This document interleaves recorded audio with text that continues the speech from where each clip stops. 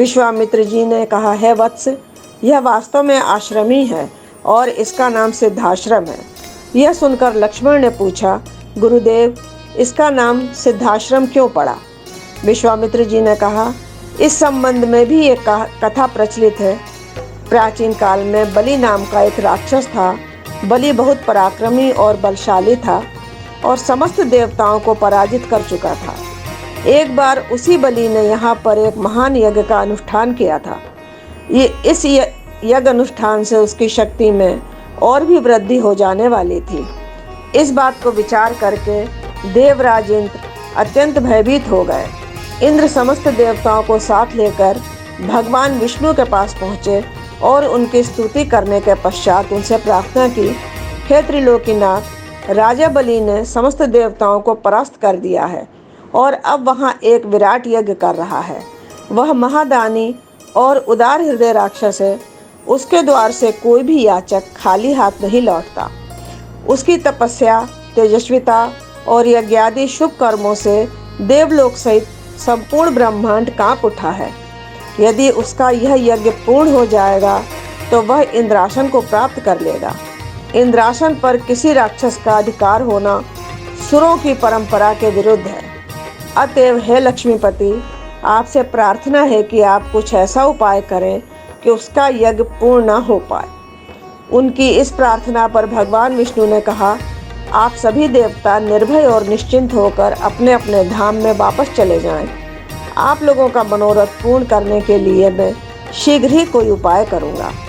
देवताओं के चले जाने के बाद भगवान विष्णु वामन का रूप धारण करके वहां पहुंचे जहां पर बलि यज्ञ कर रहा था। इस बौने किंतु परम तेजस्वी ब्राह्मण से राजा बलि अत्यधिक प्रभावित हुए और बोले, विप्रवर, आपका स्वागत है। आज्ञा कीजिए, मैं आपकी क्या सेवा कर सकता हूँ।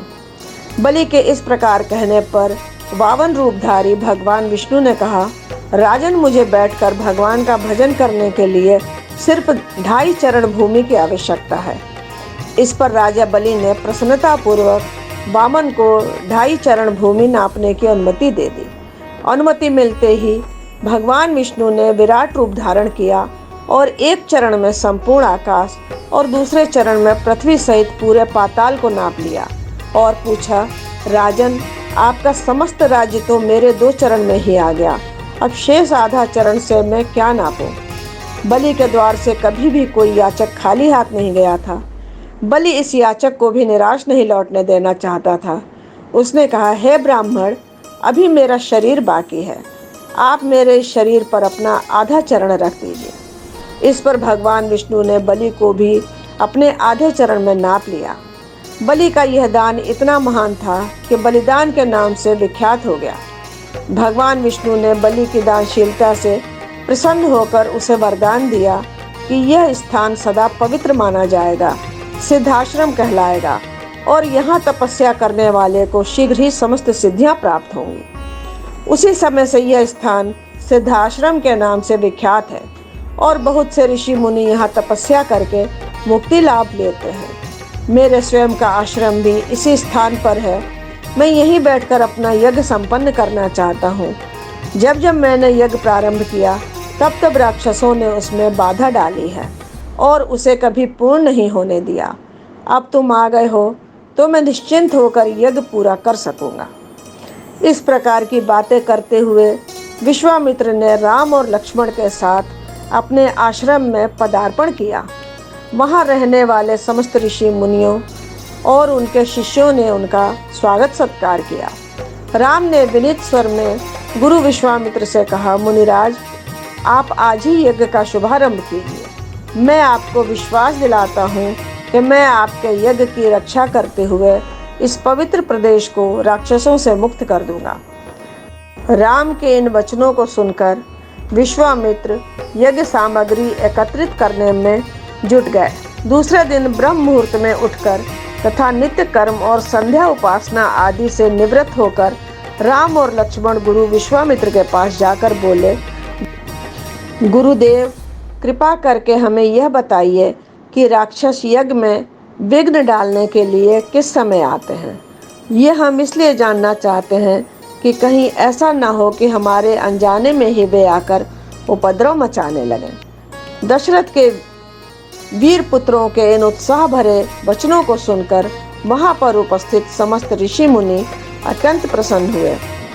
हे रघुकुल भूषण राजकुमारों, यज्ञ की रक्षा करने के लिए तुमको आज से 6 दिनों तथा रात्रियों तक पूर्ण रूप से सावधान मुद्रा में और सजग रहना होगा।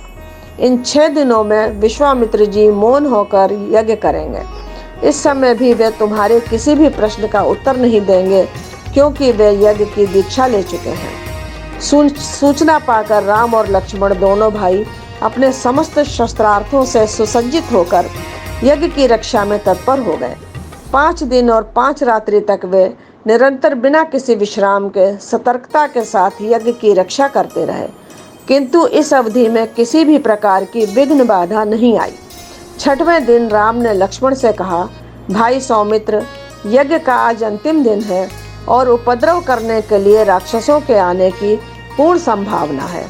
आज हमें विशेष रूप से सावधान रहने की आवश्यकता है। तनिक भी असावधानी से मुनिराज का यज्ञ और हमारा परिश्रम निष्फल और निरर्थक हो सकते हैं। राम ने लक्ष्मण को अभी सचेष्ट किया ही था कि यज्ञ सामग्री, चमस, समिधा आदि अपने आप भभक उठी। आकाश से ऐसी ध्वनि आने लगी जैसे मेघ गरज रहे हों और सैकड़ों बिजलियां तड़क रही हों। इसके पश्चात मारीच और सुबाहु की राक्षसी सेना रक्त, मांस, मज्जा, अस्थियों आदि की वर्षा करने लगी। रक्त गिरते देख राम ने उपद्रवकारियों पर एक खोजपूर्ण दृष्टि डाली। आकाश में मायावी राक्षसों की सेना को देखकर राम ने लक्ष्मण से कहा, लक्ष्मण, तुम धनुष पर शरसंधान करके सावधान हो जाओ। मैं मानवास्त्र चलाकर इन महापापियों की सेना का अभी नाश किए देता हूँ। यह कहकर राम ने असाधारण फुर्ती और कौशल का प्रदर्शन करते हुए उन पर मानवास्त्र छोड़ा। मानवास्त्र आंधी के वेग से जाकर मारीच की छाती में लगा और वह उसके वेग के कारण उड़कर 100 योजन अर्थात 400 कोस दूर समुद्र में जा गिरा। इसके पश्चात राम ने आकाश में आग्नेयास्त्र फेंका, जिससे अग्नि की एक भयंकर ज्वाला प्रस्फुटित हुई और उसने सुबाहु को चारों ओर से आवृत कर लिया। इस अग्नि की ज्वाला ने क्षण भर में उस महापापी को जलाकर भस्म कर दिया। जब उसका शरीर जला हुआ पृथ्वी पर गिरा तो बहुत जोर का धमाका हुआ। उसके आघात से अनेक वृक्ष टूटकर भूमि पर गिर पड़े। मारीच और सुबाहु पर आक्रमण समाप्त करके राम ने बचे खुचे राक्षसों का नाश करने के लिए वायव्य नामक अस्त्र छोड़ दिया। उस अस्त्र के प्रहार से राक्षसों की विशाल सेना के वीर मर मर कर ओलों की भांति भूमि पर गिरने लगे। इस प्रकार थोड़े ही समय में संपूर्ण राक्षसी सेना का नाश हो गया। चारों ओर राम की जय जयकार होने लगी तथा पुष्पों की वर्षा होने लगी। निर्विघ्न यज्ञ समाप्त करके मुनि विश्वामित्र यज्ञ वेदी से उठे और राम को हृदय से लगाकर बोले, हे रघुकुल कमल, तुम्हारे भुजबल के प्रताप और युद्ध कौशल से आज मेरा यज्ञ सफल हुआ। उपद्रवी से राक्षसों का विनाश करके तुमने वास्तव में आज सिद्धाश्रम को कृतार्थ कर दिया।